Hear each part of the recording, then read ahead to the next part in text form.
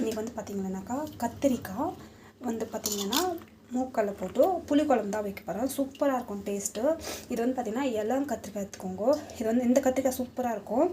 So cooker வந்து காஞ்சி பிறகு நம்ம வந்து பார்த்திங்கன்னா ஆயில் வந்து போடணும். ஆயில் போட்டு நல்லா காஞ்சி பிறகு நல்லா காஞ்சி பிறகு கடுகு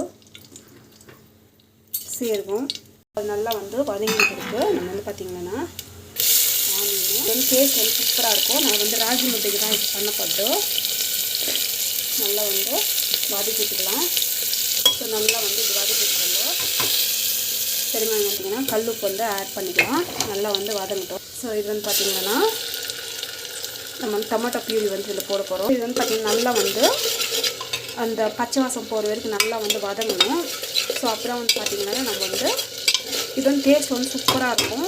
ஸோ இது கண்டிப்பாக வந்து புளி கரைச்சி ஊற்றணும். அப்போ தான் வந்து நல்லாயிருக்கும் குழம்பு.